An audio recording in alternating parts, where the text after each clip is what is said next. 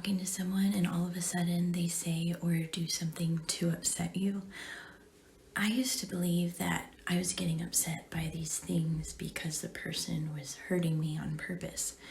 In some situations, it's okay to assert yourself when you are legitimately not being treated with respect, right? Or to simply communicate to a friend or loved one how they can love you better.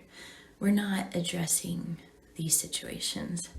I'm talking about situations where you are misunderstanding a person's intention or their words because of pain that is causing you to filter their words and actions in a negative way.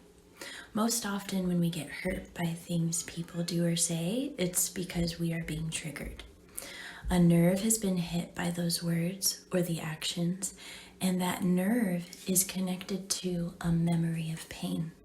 A couple of years ago, I was in ministry school, and a fellow classmate approached my husband and I with a prophetic word in her heart. And in her heart, it was encouraging. Looking back, I realized my husband and I could not receive it as encouragement because it touched a nerve for us. We had a lot of history with people in the church who were more quick to give advice or to over spiritualize and invalidate our struggles. So in our minds, not really taking the time to understand how she came up with the prophetic word for us, we could only hear, "Suck it up, at least you have each other." Now I realize that maybe she was being genuine and we misunderstood her heart because of the pain we had from past church wounds. Life would be so much easier if we could require that people are constantly aware of our fragility so we can avoid feeling pain. It would be easier to blame other people for hurting us, even though we are not guarding our hearts the way God has commanded us to. Proverbs says, "Out of the abundance of the heart, the mouth speaks." That means it is possible to have good inside your heart and bad. We have to get the bad out, so when we overflow, we're only spilling out goodness and not bad. It is not other people's responsibility to manage our hearts. I remember taking my daughter to her kindergarten class and hearing the phrase, "I'm responsible for me." Now I get what that means.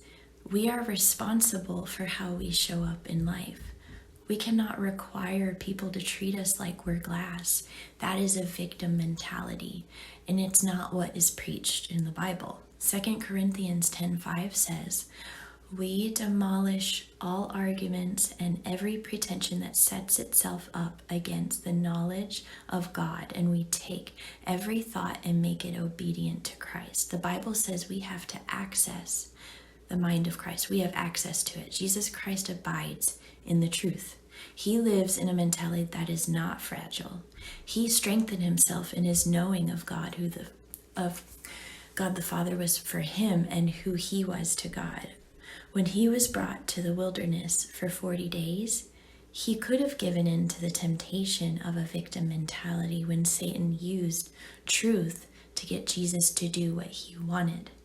The enemy always uses your wounded filter to twist truths that come from other people's actions and words. So it's our job to be grounded in the real truth so we can use it when we're feeling triggered. The way to do that is recognizing what painful memory is being stirred up, asking Jesus to come into that memory and asking him what truth you need to meditate on to get rid of that lie. If you get your feelings hurt easily by other people and you are requiring people to act a certain way around you, first of all, your friend circle may grow smaller as people begin to realize they're always going to be misunderstood by you. And they're going to get frustrated. Also, it is possible that whatever lie you believe about yourself, you are going to attract that kind of attention from other people because They are discerning the lie you're believing. And when you discern things, it's easy to get pulled into behaving a certain way around someone who's believing lies. People are not responsible for stroking your ego.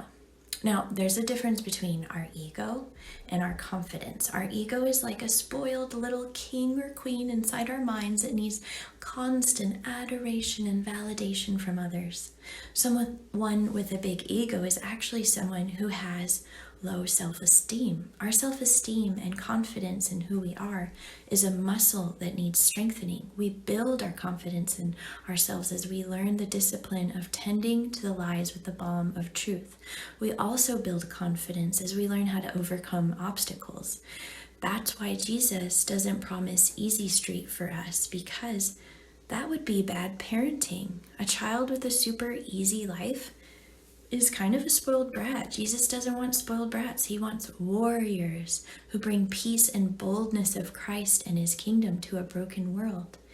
The good news is it takes time to heal, and that is part of the sanctification process. With God, everything is a process because we learn by experience, not by being told what to think or how to behave. He doesn't want robots. He wants humans. So you get the rest of your life to become more and more healed and set free. Maybe you have a lot to overcome in your mind. For some of you, you have tried everything in the book to get free, but you still can't get free. So my next episode, I'll talk about deliverance.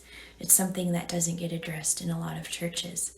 So if that's you, stay tuned. But in the meantime, be praying that God would reveal more to you about himself.